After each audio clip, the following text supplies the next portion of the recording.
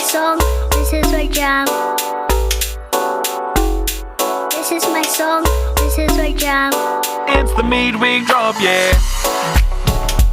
Hey, what's happening? This is your host Tinto, and if I had it my way, I'd be dropping an episode for you guys to listen to, but unfortunately I cannot do that this week, primarily because I'm traveling abroad, and by the time I come back, it's going to be in time for another episode to drop.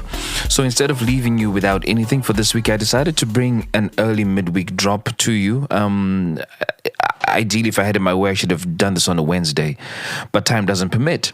So, let's get straight to it. If you don't follow the Feeling Station on Twitter, please head over to, not Twitter, X rather, and search for Feeling, which is FEELING_STN. Give us a follow, because there's a lot of conversations that happen on Twitter that don't end up being on episodes, and some end up being on an episode, and this happens to be one of those that's an episode this week. So I tweeted about a week ago, I'd like to know why your most significant relationship as an adult failed, and if you feel it could help someone, please come into the DMs, as you are open, bare, real, and I'll read out your part in things going south. This could help someone for a midweek drop. So the focus here is not really what happened to you, which the podcast tends to be about. This is really more about what your part was in making something go south. So I'm going to read what somebody wrote to me, and then I'll share a little bit of my own experience and what my contribution was to a relationship going south. So if you want to hang around for that, great. If you're not, I'll catch you next weekend's episode. So let's go straight into what one of the feelers said. So someone came into the DM and they said, having experienced a failed first marriage, I can confidently attest that communication is key to a successful partnership. Unfortunately, we're never taught the fundamental principles that hold a marriage together as we grow. Instead, society leaves us to navigate the challenges of marriages on our own, learning from our mistakes, rather than equipping us with the necessary tools to withstand the pressure. We've all heard the stories of couples struggling with issues like 1. Financial management, 2. Parenting and childcare, 3. Education and schooling, 4. Extended family obligations, and then in brackets black tax, 5. Household chores and responsibilities, 6. Friendships and social circles, 7. Lifestyle and habits, 8. Conflict resolution strategies, 9. Intimacy and sex, hey lula lula, and 10. Career planning and goals. It's crucial to discuss and agree on these aspects upfront, rather than leaving them to assumption. Any unaddressed assumptions can eventually surface as marriage problems, causing unnecessary stress and tension. By prioritizing open communication and proactive planning, couples can build a stronger foundation for their relationships and navigate life challenges together.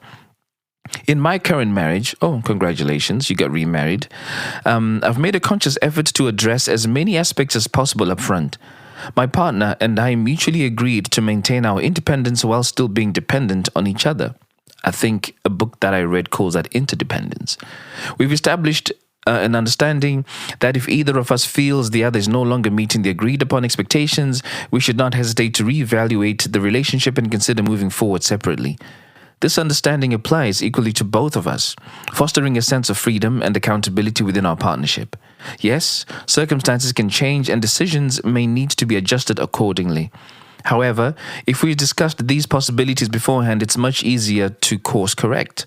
To maintain open communication, I make it a point to regularly take my wife out for relaxed conversation over meals, addressing any emerging issues before they escalate. This proactive approach helps us to stay on the same page and navigate life's challenges together. Oh my goodness, thank you so much for that. Because this really ties into a lot of the themes that we hear on the podcast very regularly, which is things went south because we didn't know how to communicate and we made assumptions about what the other person should do and what the other person should receive. And yet that is never the case. And I just want to kind of tap into that because I think that was my reality in my early adulthood as well. So whilst the tweet was saying, speak about your most significant relationship, this wasn't my most significant relationship, but it was significant enough because it made me realize shortcomings that I had in the past as a young adult navigating long-term relationships, or a first relationship really was. And I was kind of clueless, as anybody would be. trying to be the macho guy who pretends they know stuff and yet you really don't know what is going on. And there were certain factors that I now sit back and play back and I'm like, okay, that had a part to play. But in the moment, I would have never known that this was what the impact was and how significant it may have been. So I'll take it back to early adulthood. You can decide what that looks like. But on a few episodes, I've alluded to growing up in somewhat a sheltered environment. And to shed a bit more context and light on that, I grew up on a university campus, right? And this wasn't in a major city. It was, in the back of beyond, in the sticks, to say the least. And being in the sticks, everything was self-sufficient. We had cows to give us milk. Well, we never ate the cows because we weren't encouraged to eat meat. And if you're smart enough, you start reading between the lines what kind of institution I was at. So grew up there, and there was very limited exposure to what happens between guys and girls. It was very school and home based for me. My interaction with people of the opposite sex was really around the classroom. And because of the people that I grew up with, and had as parents, my interactions were only allowed to be very limited with the student body for politically correct reasons, etc., etc. Long story short, all I'm basically saying is the kind of exposure that many of you may have had from high school, going over to things like discos, and you're listening to things like ngoma, blah, blah, blah, blah, was not my reality. It was quite the opposite. And off the back of that, I had very late exposure to relationships in general and what they're about. So again, you can infer what that means. It tells a story of possibly when my first kiss was. So using that as a backdrop, the late exposure to relationships and what they're about meant that I had limited exposure to what women may appreciate and like. So things like dates and gifts and making sure that you do everything that you can to keep the relationship nice and cozy was a bit far removed because the exposure to that was between 0 and none. So it's literally navigating the waters as you see fit in your eyes. So I then get into this relationship with this woman at the time, and she was by far more exposed to everything than I had been. And when I say by far, I'm talking easily a decade ahead in terms of experience with everything, right? So this one time, I think like 2 years into the relationship, I remember her saying to me whilst we sat together, she goes, why don't you plan something that we can do over the next month or two, right? And, I'll just tag along. So I remember brainstorming, but remember, because I grew up on a farm pretty much, and I was more exposed to cows than I was to relationships and women and gifting and dates. And I remember being excited about mentioning a movie. So I was like, oh, yeah. No, let's do a movie this month. And I remember the expression on her face.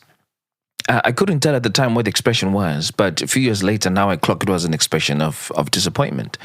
And she had disappointment all over her face. And after mentioning the movie, she's like, yeah, okay, cool. We went for the movie, we watched the movie, we came out, and she had the same expression on her face. And I didn't realize what it was up until about 4 years after the relationship had ended. And now when I play back my part in that, my part really was my exposure to what I needed to do for my partner, understanding her love language, what she liked, what she enjoyed, what she wanted as an expression of love and feel wanted and cherished. I did not deliver because I didn't know that was an integral part of making these things work. Now, there's the risk that I'm running that people will roll their eyes and say, well, you should know. Well, guess what? We all get better at things over time. And where I was coming from, I genuinely was clueless. Talking about where I am now in terms of dates and gifting and all of that stuff, oh man, it's a completely different ball game. I definitely learned my lesson over that. In fact, I feel like I go a little overboard sometimes. And I guess the bottom line of what I'm saying here, to support exactly what the person who tweeted, and I'm grateful for them tweeting this because it speaks to me personally. Bottom line I'm getting at is, I was unaware that I wasn't doing a great job because I was a homebod by default. had very limited exposure, only went into town on a Friday, maybe once or twice a month, and that was to help my mom with shopping, Kumakro, or going over to Francistown to go and get stuff, and that was it, right? And so I assumed that she was a homebody because the women I had around me at the time were also homebody, so I didn't realize people wanted to go out to be wined and dined and all of that stuff. I was unaware that the attention that could come her way could also come in various shapes, sizes, and forms from other men. But then I also quickly learned that if you're not meeting that need, then somebody else will, right? So my key takeaway, and I don't even have a lot, it's really just one, is that if you can, whether you're a guy or a girl, and just like my fellow feeler here said in the DM, I strongly say always check in. And if you're a woman and you have a he you're referring to, if you're non-binary and everything that comes with that, they, them, if she says where she's at, take her exactly for what she is saying and look within yourself to try and see if you can meet that need. If you know for a fact you don't have what it takes, communicate this to her and ask her to be patient. It also makes it very easy for you to be on the same page. And at the same time that you're asking her to be patient, make sure that what you're doing is visible, make sure that it's real to her, and exercise genuine effort. And if you can't meet that particular need, again, communicate it and discuss between the two of you what the best way forward could be. One thing I learned is never, and I hope you can take this away too, never assume that the other person knows what to do. Both yourself and from the other side. Never assume that the other person knows what to do, because basically communication and honesty should be an integral part of your relationship. Whether it's going to be a long-term or a short-term relationship, if you can, please make those two an integral part of your relationship. And even when you're delivering honesty, and this is something that I picked up on a reel that I saw this morning, time the delivery of that honesty carefully. And if you can, avoid delivering it when the emotions are really high and tensions are high. Because if you happen to deliver it at that point, well, there's a good chance that what it is that you have to say is going to go in from one ear and out the other. And that's basically what the feel and I had to say on this week's midweek drop. If you can, as you go through this week, take a step back if it matters to you and you're trying to look for, you're searching within yourself to at least try and get a sense of how and why things possibly gone wrong. It's easy to point a finger and be the victim, but sometimes there's some work that we all need to do internally. I'm grateful that I've been given the opportunity to reflect on a lot of things internally that may have been problematic with me. I've made the right adjustments and I'm in a very good space. And I hope that this is the same for you if you're listening to this week's episode. If you want to take a step back, have a little reflection, take that moment and digest, and who knows, the rest of 2024 could be absolutely amazing because you finally allowed yourself to be vulnerable and to look inside and to try and make the right adjustments for things to be happier and better for you. Remember, the Feeling Station is always here for you to try and learn something that's useful, either within your life or within the lives of those that are near you. And if you want to hear more of these stories and you want to support the podcast again, please head over to www.buymeacoffee.com/Feeling Station and give as your spirit leads.